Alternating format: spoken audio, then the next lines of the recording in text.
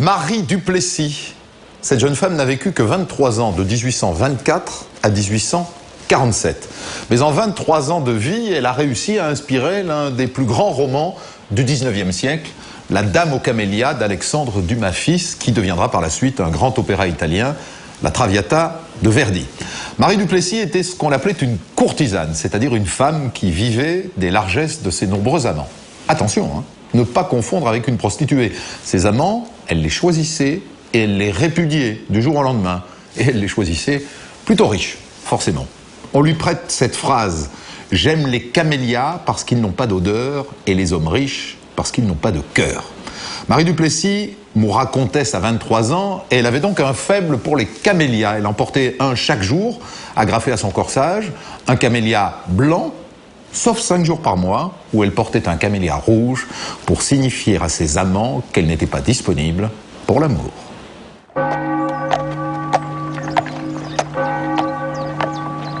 Au matin du 5 février 1847, un convoi funèbre résonne dans les rues de Paris.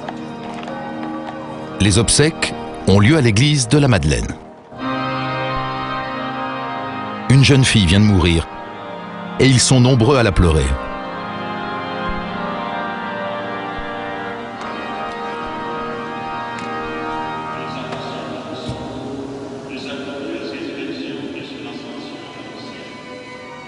Étrange émotion, car la défunte s'appelait Marie Duplessis, et elle était courtisane.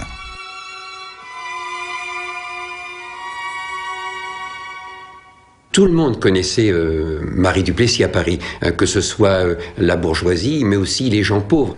Et tout le monde était mélangé dans une même idée, lui rendre un dernier adieu. On sait que, par des papiers, des documents, qu'il y avait 20 personnes qui ont payé les chaises. Le bedeau faisait payer les chaises pour l'enterrement de Marie Duplessis. Donc on sait très bien qu'il y a eu 20 chaises à 5 francs. Les autres assistent à la messe, debout. Marie Duplessis était si connue que les journaux ont annoncé son décès. Même en Angleterre, sa mort ne passe pas inaperçue. L'écrivain Charles Dickens s'en fait l'écho. Dickens fréquentait beaucoup le salon de Marie Duplessis et quand elle est morte, il a écrit un de ses journaux anglais en disant « Mais je ne sais pas ce qui se passe, cette ville de Paris est complètement folle, la pauvre Marie Duplessis nous a quittés et on en parle comme d'une sainte, etc. » Dickens avait senti une émotion générale dans le Paris d'alors. Paris qui est tout petit, tout restreint. Le Paris d'alors, ça va de la Madeleine à la Porte Saint-Martin, guère plus loin. Mais l'émotion de ce Paris-là était vraie, authentique et sincère. À la fin de la messe, seuls quelques intimes accompagnent le cercueil vers le cimetière de Montmartre. Marie avait 23 ans. Sa famille n'est pas là pour son dernier voyage. Ce sont des hommes, d'anciens amants, qui l'accompagnent vers sa dernière demeure. Marie est enterrée au fond du cimetière, avec les déshérités. Personne pour lui offrir un tombeau digne de ce nom.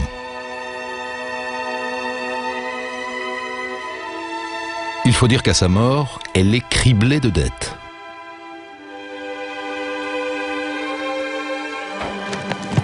« 15 jours après son enterrement, une vente aux enchères est organisée.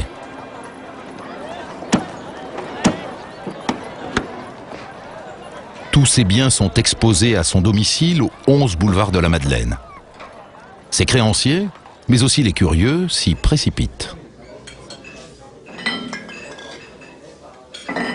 Les femmes viennent un peu alléchées par l'esprit de la débauche. On veut voir comment vivait dans l'intimité une courtisane.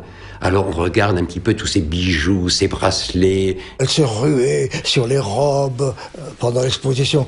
La robe qui était dans la penderie, elle regardait l'ourlet, la brosse à cheveux, si elle était en or ou en étain, le bidet. Oui, elle devenait folle. Et tout a été vendu. La vente aux enchères fut un très grand succès. On s'attendait, je crois, à l'époque à 15 000 francs. Or, on va recueillir 99 000 francs d'affaires vendues, que ce soit des meubles, des tableaux, des tentures. C'est en tremblant qu'un jeune homme monte ce jour-là l'escalier qui mène au domicile de Marie du Plessis. De toute évidence, il n'est pas un de ces curieux qui, par dizaines, affluent toute la journée.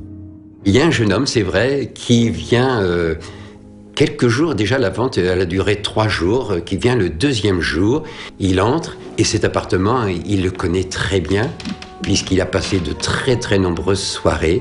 Il regarde tous ces objets qu'il a touchés, qu'il a vus bien sûr dans d'autres conditions. Et ce jeune homme, c'est Alexandre Dumas fils. Alexandre Dumas a été l'amant de Marie du Plessis et il connaît le secret de ces objets. Le secret, par exemple, de ce squelette de lézard. Il sait pourquoi cet objet a accompagné Marie toute sa vie.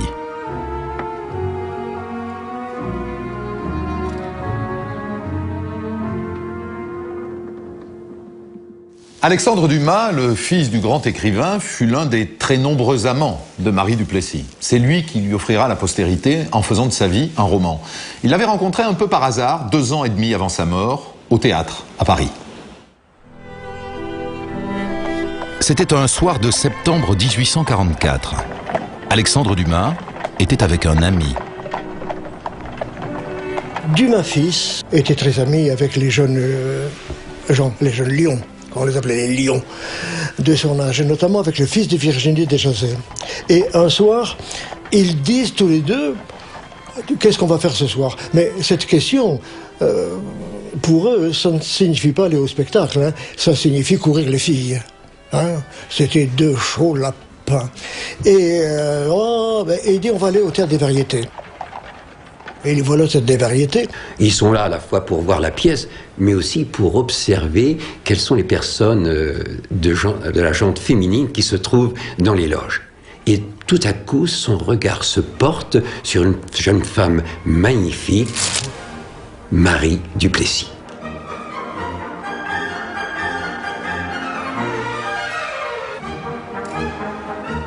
Dumas fils dit à Desjazet, dis donc, c'est qui?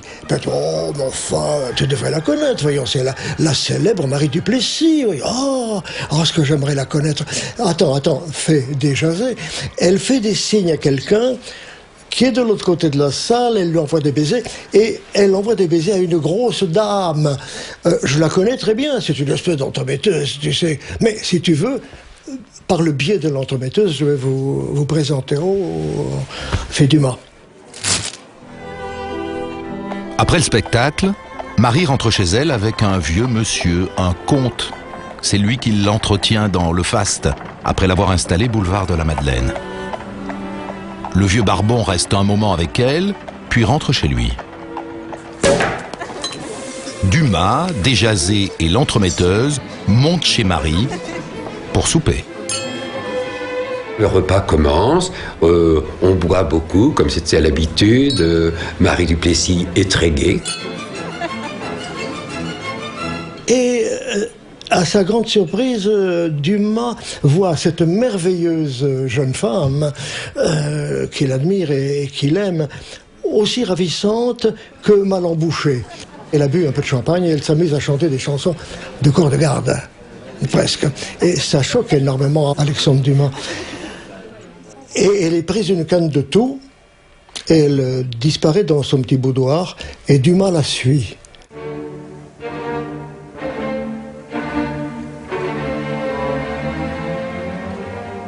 Et là, qu'est-ce qu'il voit? Penché sur une cuvette, Marie du Plessis est en train de cracher du sang. Et il lui dit, écoutez, je ne vous connais pas, mais je vous admire tellement. Pourquoi menez-vous cette vie-là? Vous vous tuez. Et c'est vrai, Marie du Plessis s'étourdit dans les fêtes, car elle est atteinte depuis plusieurs années par la tuberculose. La sollicitude d'Alexandre Dumas la surprend, puis la touche profondément. Et lorsque les deux jeunes gens rejoignent leurs amis, il y a quelque chose entre eux. Marie, qui d'ordinaire fréquente plutôt les vieux barbons, est sensible aux avances répétées du jeune Dumas.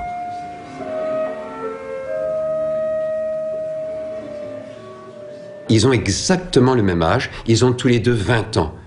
Il faut savoir que ils sont vraiment très très très jeunes. Hein. Et il y a un certain, sans être un coup de foudre, il y a une certaine, il se passe une certaine affection entre les deux. Elle sait très bien que Dumas fils, non plus que le père d'ailleurs, ils sont toujours ruinés. C'est l'époque où ils n'ont pas d'argent, n'est-ce pas? Quelquefois le père emprunte à son fils emprunte à son père. Donc elle ne le fait pas payer, n'est-ce pas? Elle a une liaison, entre autres, avec lui, mais elle s'en sert elle aussi d'abord pour le montrer. Vous voyez, je suis avec le fils de Dumas, et ensuite parce qu'il est très très très sortable.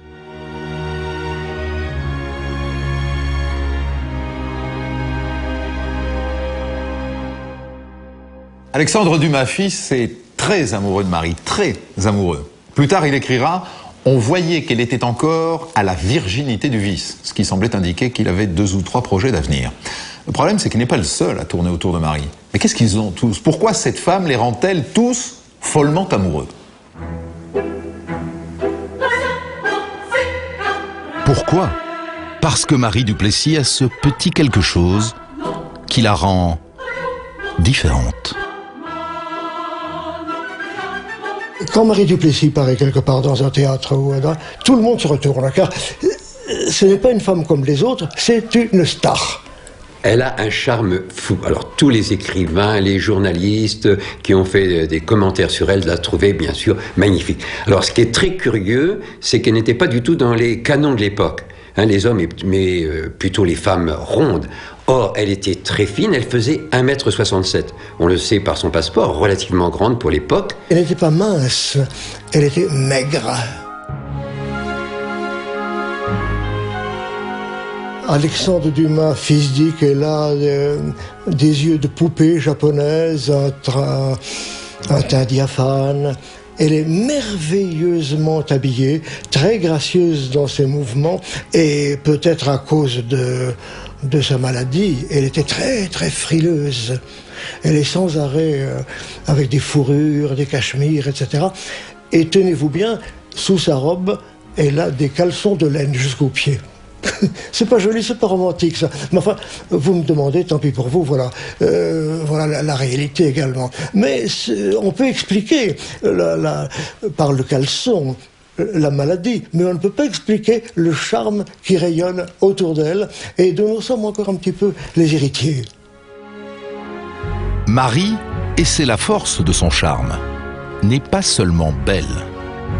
Et elle avait aussi, et c'est peut-être ce qui l'a fait passer davantage à la postérité, une réputation de gentillesse et de discrétion vis-à-vis de ses aventures. Parce que ses aventures, c'était ou des gens très connus, ou des grands bourgeois, ou des ministres, pourquoi pas, n'est-ce pas? Alors elle était d'une discrétion absolue qui faisait qu'elle était estimée.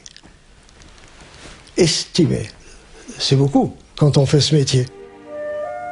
Avec ce métier, quel avenir pour la belle Marie? Comment fuir cette vie confortable, mais sans issue? Elle se sait malade et rêve d'une autre vie. Malgré sa situation de courtisane, elle pensait qu'un jour, elle pourrait se libérer de son passé et puis qu'elle pourrait enfin vivre heureuse. Elle recherchait l'amour. L'amour vrai, l'amour qui est... vous voyez ce que je veux dire? L'amour, l'amour, l'amour, l'amour. Ouais, c'est comme ça. Même Marie du Plessis l'a cherché toute sa vie.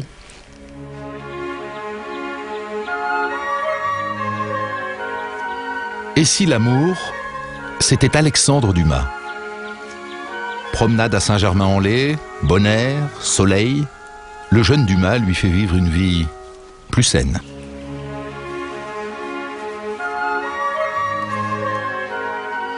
Loin de l'agitation parisienne, elle lui confie alors son histoire. Elle lui parle de sa blessure d'enfance. Marie est née dans une petite bourgade normande, à Nonant-le-Pin, dans l'Orne. Son nom de famille, Plessis, et non pas du Plessis. Son prénom, Alphonsine, et non pas Marie. Le 15 janvier 1824, son père Marin Plessis signe son acte de naissance. C'était un petit colporteur. N'est-ce pas, sa raison sociale était d'être colporteur. Colporteur en 1825, dans l'Orne, ça consistait à avoir un petit étal qu'il promenait de village en village où il y avait des lacets, des aiguilles à coudre, des bonbons à la réglisse. C'est-à-dire que il ne vendait pas souvent et il était très pauvre. Sa mère, elle, tenait une petite épicerie-mercerie à Nonant, mais les affaires n'étaient pas florissantes. Marie disait que très souvent, elle mangeait une pomme par jour. Une pomme qu'elle allait voler, d'ailleurs. Hein. C'est presque trop dans la misère, mais pourtant c'est vrai. Et pour ne rien arranger, son père est plus souvent dans les tavernes que sur les routes pour vendre ses lacets et ses bonbons à la réglisse. Il était ivrogne au dernier degré, il était brutal, il battait sa femme. Au point qu'un jour, il a voulu jeter sa femme dans la cheminée.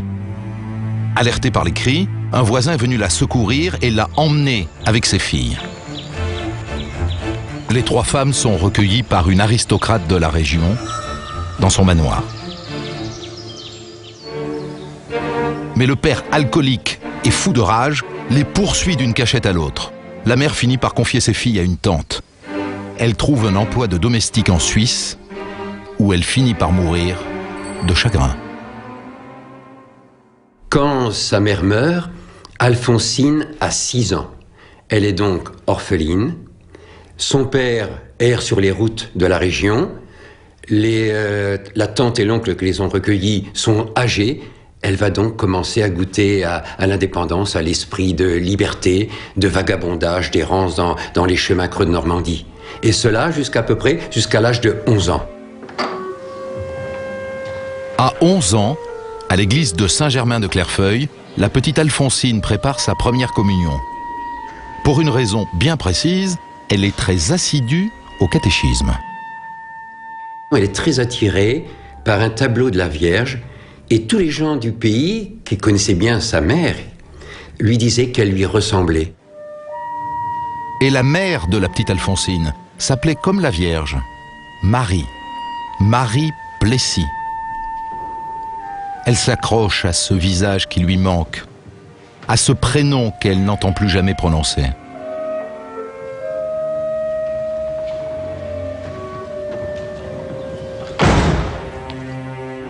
Son père, Marin, refait surface, toujours aussi alcoolique. Il la place comme apprentie chez une blanchisseuse.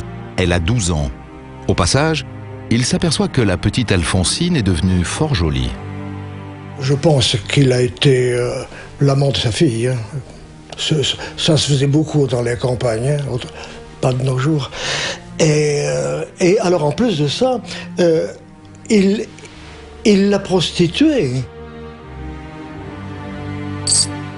Et on pense qu'un des premiers clients, si j'ose dire, d'elle, qui lui avait procuré, lui, Marin, c'était un vieux monsieur qui vivait de ses rentes et qui s'appelait Plantier. Et il a été le premier homme payant de sa vie, l'horrible Plantier. Plantier habite à un village près de Nonant. Officiellement, Alphonsine est sa domestique, mais les voisins jasent. Les gendarmes sont prévenus, alors son père la retire de chez Plantier et décide de l'amener à Paris.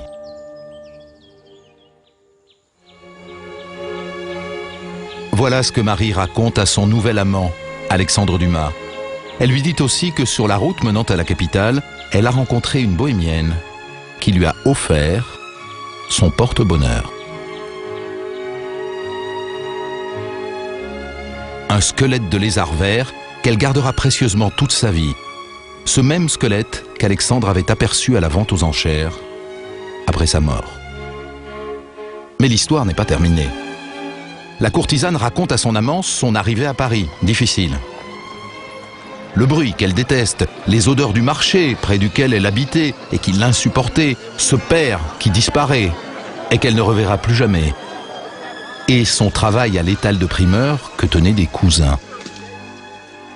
Alphonsine avait alors 14 ans. Elle était livrée à elle-même et de plus en plus belle. Marie sait que les hommes la trouvent belle.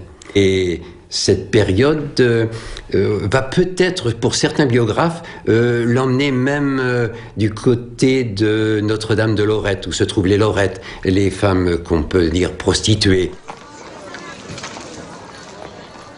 On parle même qu'elle serait allée quelque temps à la prison Saint-Lazare, une horrible prison pour les femmes. Heureusement, elle va être à nouveau placée chez une laveuse, blanchisseuse.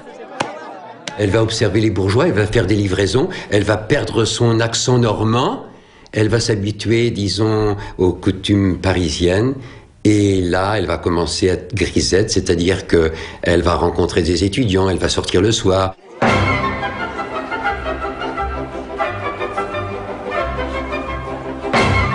Il a une patronne qu'il aime bien d'ailleurs, elle a surtout des copines de son âge, aussi fauchées qu'elle, et aussi tête en l'air qu'elle, si j'ose dire. Et alors, bon, elles courent quand elles sont libres, elles vont dans les bals à l'époque, essayer de se trouver un petit fiancé ou un petit amant, bien entendu. Et un jour, avec des amis, elles doivent aller au bal, et il pleut, et elles se réfugient sous les arcades du Palais Royal. Elle rentre dans une gargote, et là, le restaurateur, M. Nollet, aperçoit Marie, la regarde. Elle sent bien sûr que ses regards se portent sur elle. Il se passe quelque chose entre les deux. Il lui dit à peu près ceci: mon enfant, vous êtes trop charmante pour travailler. Qu'est-ce que vous diriez d'un petit appartement chez vous, avec une bonne, et puis des fleurs, vous seriez gâtée, etc. Bon, elle dit oui, elle n'a pas tellement le choix. Et le vieillard négociant l'installe en effet dans un appartement rue de l'Arcade. Pensez à la boue dans laquelle elle vivait il y a encore 3 ans. Pensez à la pomme qu'elle mange en 24 heures. Et tout d'un coup, la voilà dans un appartement assez beau d'ailleurs, avec une bonne à sa disposition et quelques toilettes. Ce qui est très intéressant chez elle, c'est qu'elle a eu un moment le statut de Lorette, qui est presque prostituée. Elle devient grisette, c'est-à-dire qu'elle travaille, mais le soir, elle prend du bon temps avec les gens qui passent, et elle va devenir maintenant courtisane, c'est-à-dire qu'elle a un chez elle et qu'elle reçoit les hommes qu'elle désire.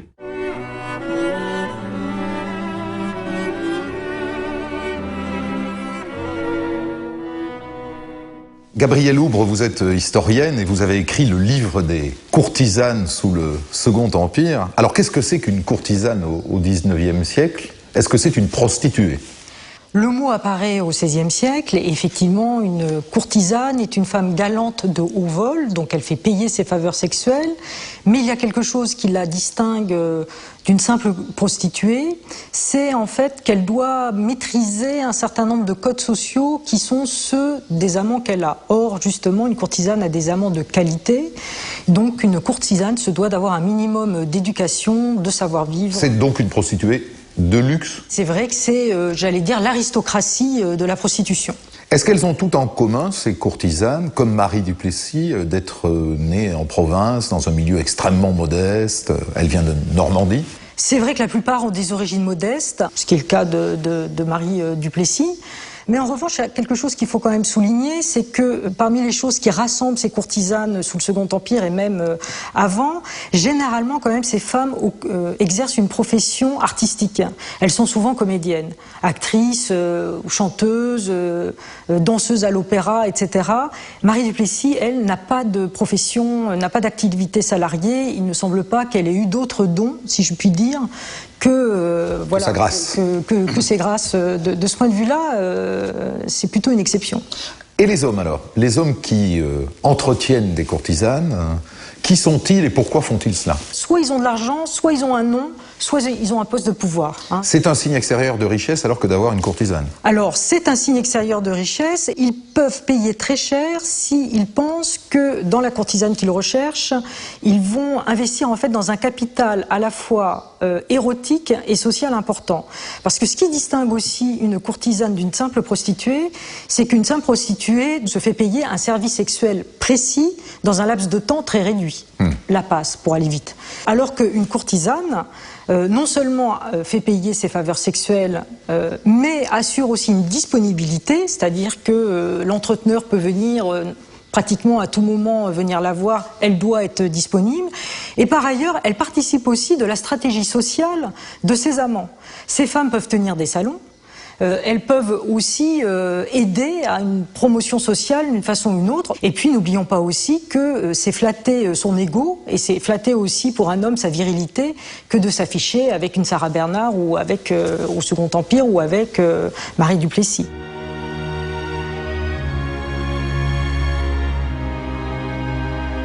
Marie du Plessis est donc devenue courtisane. Elle a son propre appartement, rue de l'Arcade, elle fréquente les bals, accompagnée par Monsieur Nollet, celui qui lui a offert son appartement. Et un soir, un jeune homme vient l'inviter à danser. Il s'appelle Agénor de Guiche. C'est une valse inoubliable. Le cavalier de Marie, Agénor de Guiche, est jeune et beau. Il appartient à la très très grande noblesse. Adieu Nollet et sa gargote du Palais Royal, bonjour de Guiche et le luxe. La belle est sous le charme.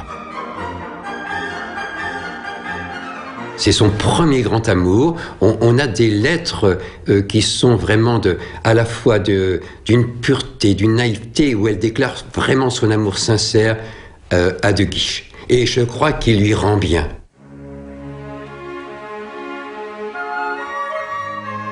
Je t'aime, plus tendrement que jamais. Je t'embrasse 1000 fois sur ta bouche et partout. Adieu mon ange chéri. Agénor de Guiche, lui, n'est pas seulement amoureux. C'est une petite paysanne qui se contente d'être jolie.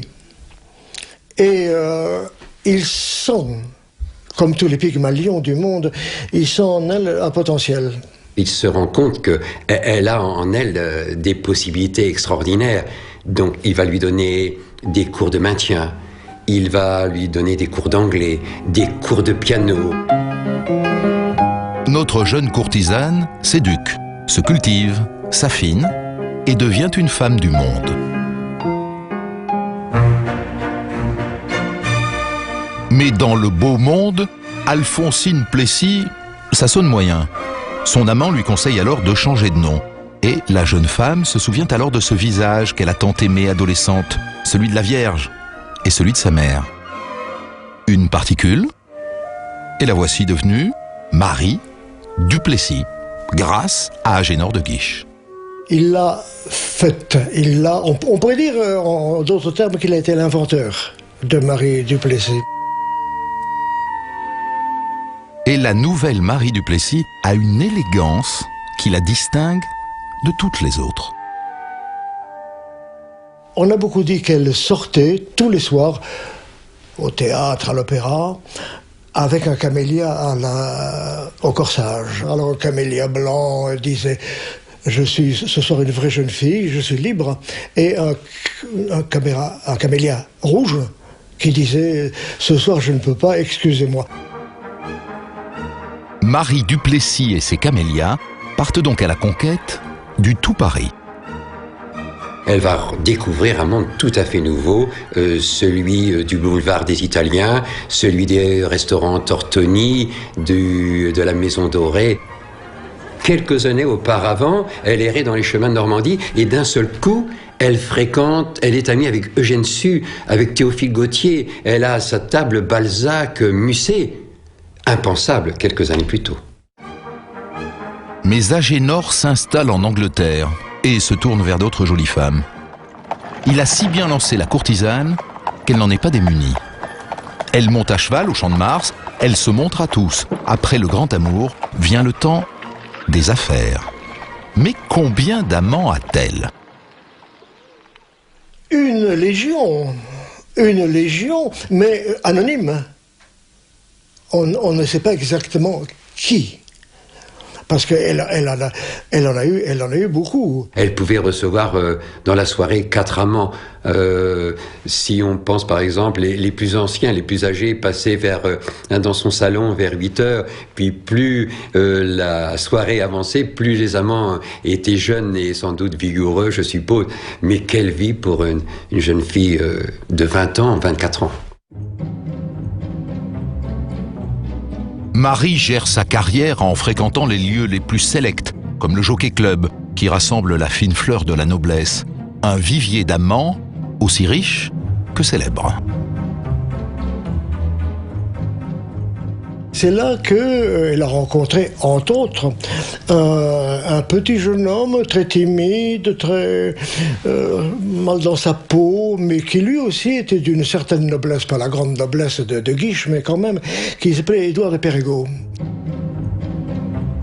Lui aussi est fou amoureux. Il l'installe rue d'Antin et lui ouvre son portefeuille. Il y a de quoi, car Marie se fournit chez les plus grands et dépense sans compter.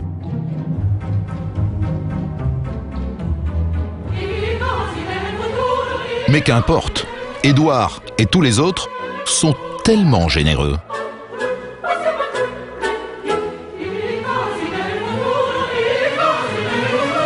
Mais attention, quoi qu'en disent les mauvaises langues, Marie n'est pas une fille légère.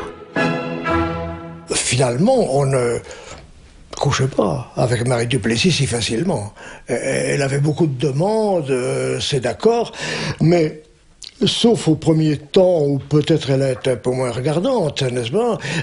Après, elle a eu le loisir de choisir le plus riche, le plus beau, le plus généreux, le plus célèbre. Ah oui, elle était un peu snob, au fond.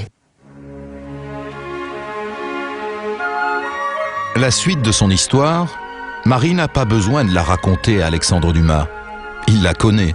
Son installation à la Madeleine grâce à un vieux comte russe, la maladie et le désir de changer de vie.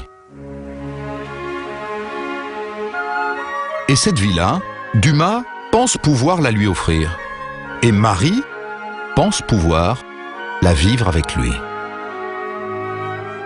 Ça a été un bel et grand amour. Tous les deux se sont aimés pendant quelque temps. Mais très vite, le goût du luxe, ce besoin de liberté ont repris la dame aux camélias. Et Dumas fils s'est rendu compte qu'il ne pourrait pas la garder très longtemps. Sortir Marie du Plessis, c'est très cher, n'est-ce pas?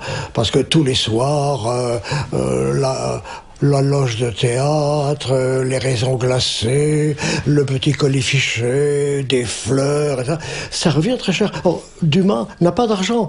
Il vit des générosités de son père. Or, son père, la plupart du temps, est fauché. Et c'est lui qui emprunte à son fils. Donc, à un moment donné, il n'a plus d'argent. Et il cesse de l'avoir. Marie s'inquiète. Elle lui écrit.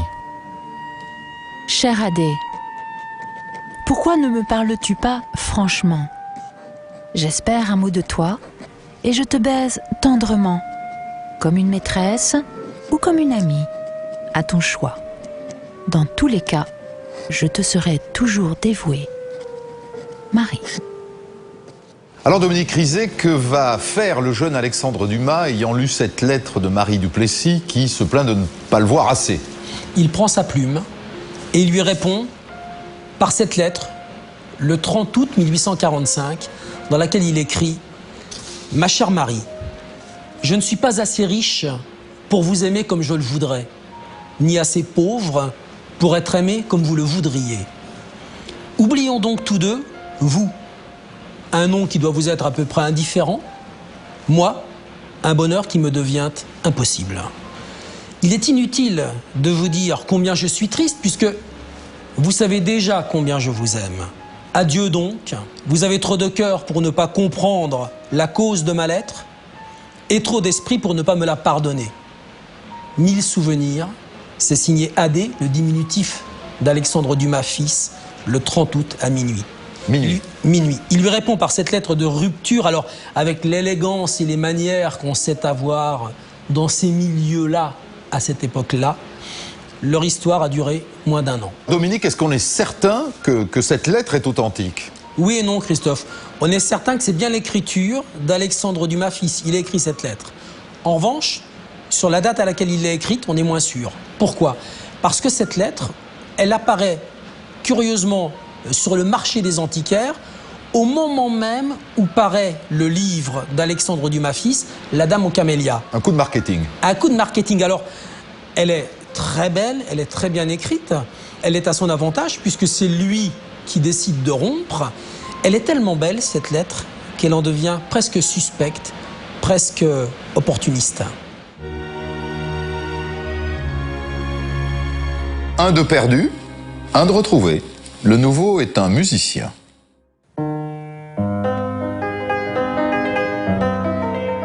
Il arrive dans la vie de la Dame aux Camélias au moment où la maladie prend de plus en plus d'ampleur.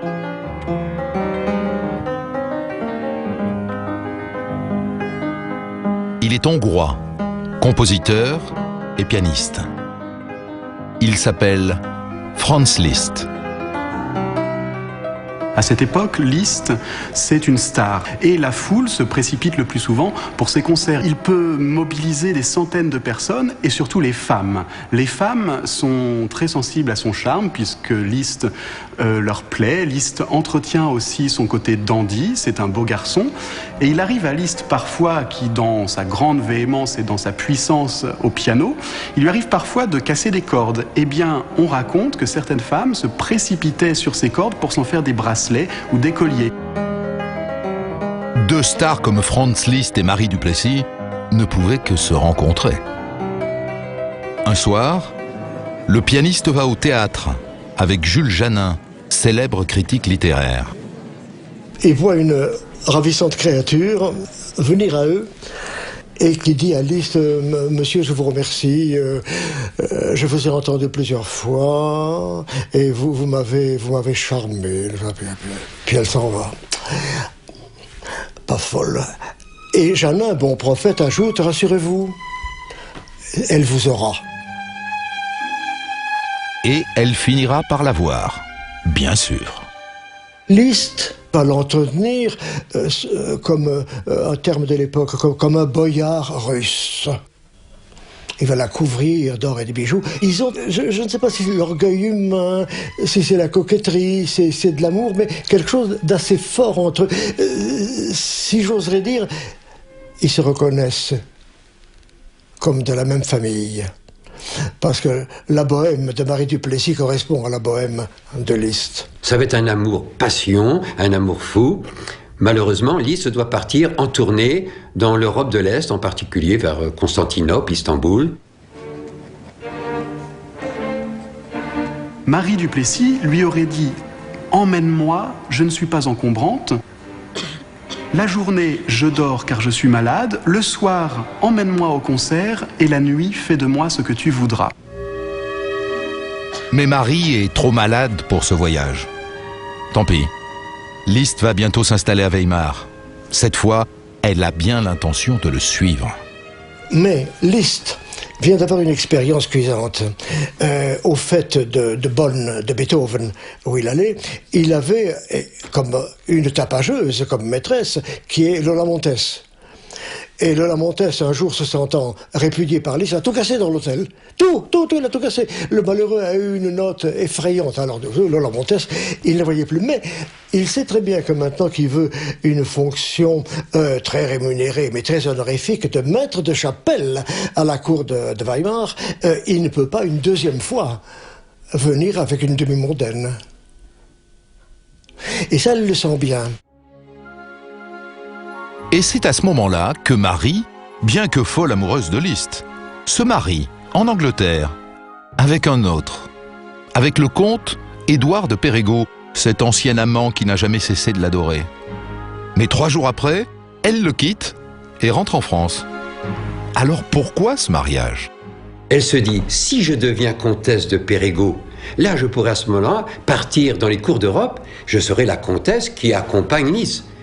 Personne ne serait choqué. Alors on dirait, pourquoi se marie-t-elle pas en France? Tout simplement parce qu'en France, il faut publier les bans. Or, la famille de Perregaux, famille très riche, très honorable, aurait refusé le mariage. En Angleterre, il n'y a pas besoin de publier les bans. Appelez ça comme vous voulez, un tour d'amoureuse, je pense que oui. Je pense que oui. Elle était vraiment très désireuse d'être la compagne de Liszt, vraiment. Voici donc notre courtisane devenue comtesse, et si fière de l'être qu'elle va dessiner elle-même ses propres armoiries.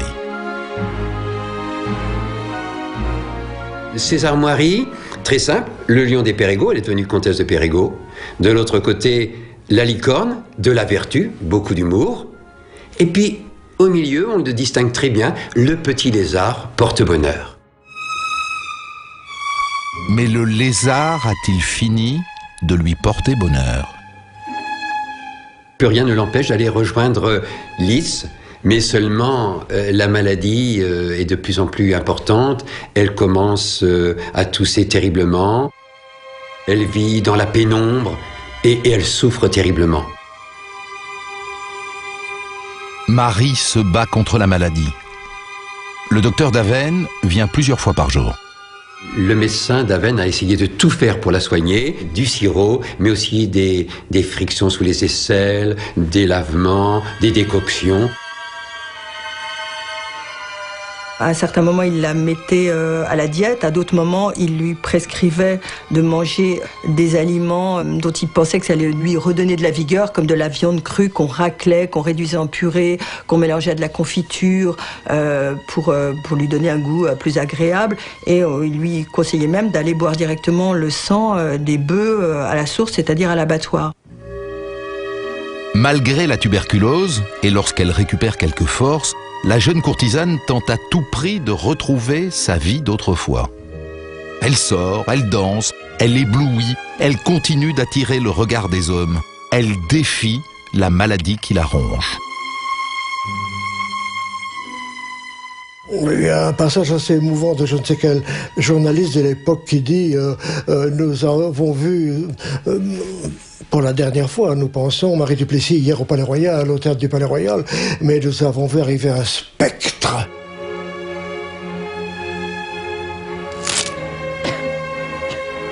Comme elle est malade, elle n'a plus d'amant, plus d'argent. Elle a mis d'abord en plusieurs fois tous ses bijoux en bon de piété, de très beaux bijoux, des colliers d'émeraude, entre autres. Et elle vit d'emprunt avec son malheureux concierge qui s'appelait Monsieur Privé et qui lui avance de l'argent pour la pharmacie, pour acheter son lait, etc. Il allait lui acheter du sirop, mais aussi, et ça on a la trace écrite, du champagne.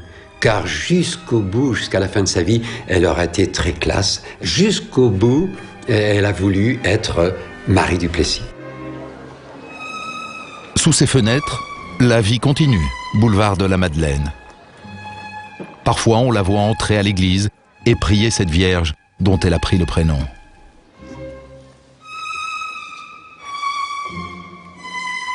Marie a du remords. Il y a quelques jours, elle a écrit à Édouard de Perregaux, cet amant qu'elle a épousé, pour son nom. Pardonnez-moi, mon cher Édouard, je vous en prie à 2 genoux. Si vous m'aimez assez pour cela, rien que 2 mots, mon pardon et votre amitié. Je suis très malade. Adieu. Édouard n'a pas répondu.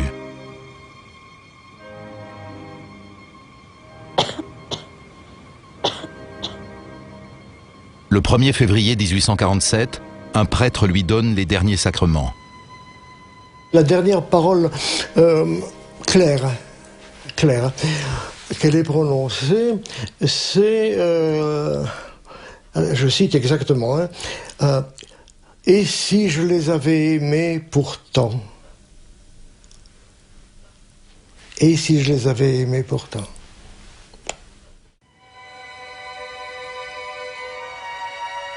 Alexandre Dumas, Édouard de Perregaux et surtout Franz Liszt Aucun n'est là. Il n'y a que Clotilde, sa femme de chambre. Dehors, le carnaval de Paris passe sous ses fenêtres. Nous sommes le 3 février 1847 et Marie du Plessis va bientôt quitter la scène. Au moment donné, elle s'agite, Clotilde se jette sur elle et elle se dresse, paraît-il, sur son lit. Et elle pousse trois cris, et puis elle retombe sur ses oreillers. Et ainsi meurt la dame aux camélias. Marie du Plessis est donc morte sans avoir revu son dernier grand amour, Franz Liszt, qui n'est pas à Paris le jour de sa mort. Elle n'aura pas revu non plus Alexandre Dumas, qui, au moment de son agonie, voyage avec son père en Espagne, en Afrique du Nord, et qui n'apprend la mort de son ancienne maîtresse qu'à son retour à Marseille, le 10 février. Quelques mois plus tard, il se promène, Alexandre Dumas, à Saint-Germain-en-Laye, où il allait si souvent avec Marie, et c'est là que lui vient l'idée d'écrire l'histoire de Marie. Ce sera La Dame aux Camélias, un roman qu'il publie en 1848, un an après sa mort. Dans ce livre, il change juste le nom de Marie du Plessis, qui devient Marguerite Gautier. Le succès est immédiat, fulgurant. La Dame aux Camélias d'Alexandre Dumas sera le livre le plus vendu au cours du 19e siècle. Alors comme ça marche, Dumas en fait aussi une pièce de théâtre qui, après quelques problèmes de censure, est enfin jouée le 2 février 1852 au Théâtre du Vaudeville. La salle ne désemplit pas, et là encore le succès est total, et c'est en voyant la pièce que le compositeur italien Giuseppe Verdi, de passage à Paris, décide d'en faire un opéra, La Traviata.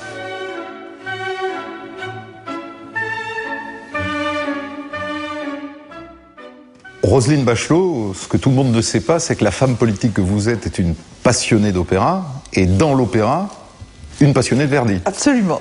Je suis absolument fascinée par cet homme, son œuvre, et je suis en train d'écrire un livre sur Verdi, sur les rapports père-fille dans l'œuvre de Giuseppe Verdi, qui est un sujet qui me fascine. Alors, qu'est-ce qui décide Giuseppe Verdi à s'inspirer du roman d'Alexandre Dumas fils, La Dame aux Camélias, pour en faire un opéra qui s'appellera La Traviata? Eh bien, nous sommes en février 1852 au Théâtre du Vaudeville et Giuseppe Verdi assiste avec sa maîtresse, Giuseppina Strepponi, à une représentation de La Dame aux Camélias. Et c'est un triomphe, il y a une ovation formidable et Verdi, il a reçu une commande du directeur du théâtre de la Fenice à Venise pour le carnaval de Venise. Il a reçu la commande d'un opéra.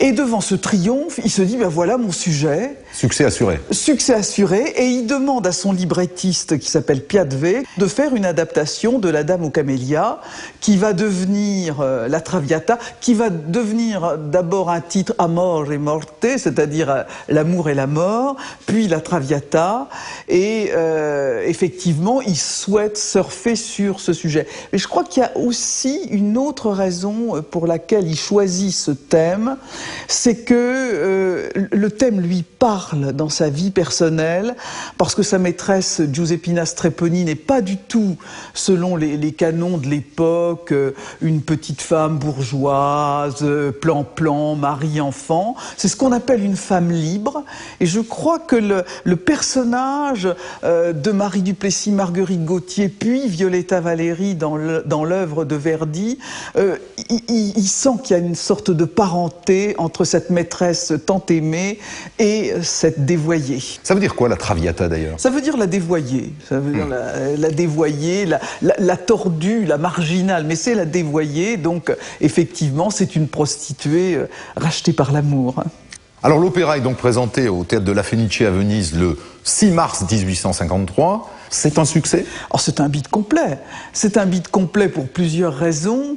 D'abord, évidemment, on a demandé à une cantatrice, à une soprane qui s'appelle Fanny Salvini Donatelli, qui est une énorme dondon, de chanter le rôle. Alors ça se passe très bien au premier acte, qui est applaudi, mais ça se gâte évidemment dès le deuxième acte. Et puis alors, je vous raconte pas la fin où la pauvre fille meurt phtisique au dernier degré. Quand une dame de 120 kilos est sur la scène, ça paraît peu crédible.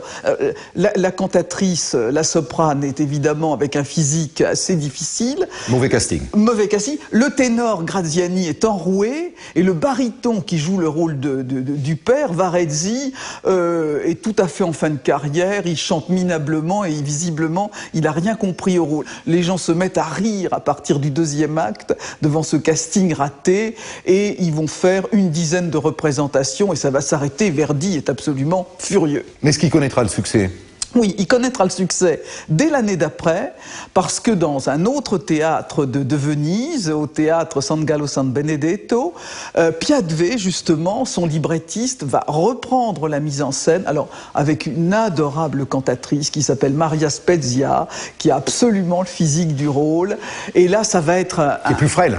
Plus frêle, qui est plus crédible, et ça va être un triomphe, et depuis, le succès ne s'est pas démenti. Pour dire les choses en parler contemporain, c'est au fond un livre, puis une pièce, puis un opéra extrêmement politiquement incorrect.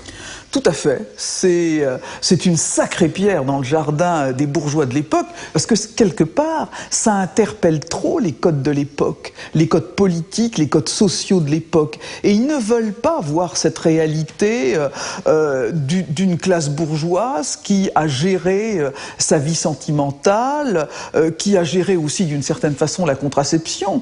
Quand une femme estimait qu'elle avait eu assez d'enfants, elle renvoyait le mari vers des amours ancillaires ou des amours avec des prostituées. Donc tout ça, c'est dit d'une façon très claire par Alexandre Dumas, puis par Verdi.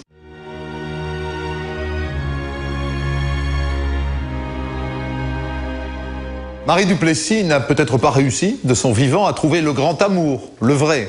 Mais grâce à Dumas et à toutes ces comédiennes, à toutes ces chanteuses qui continuent de raconter l'histoire de la petite Normande de Nonant-le-Pin, elle continue de faire battre les cœurs et d'arracher des larmes. Aujourd'hui, un musée lui est entièrement consacré dans sa Normandie natale, à Gacé, dans l'Orne. On peut aussi retrouver le parfum de la Dame aux Camélias dans le château du Champ de Bataille, dans l'Eure, que Jacques Garcia a ouvert au public.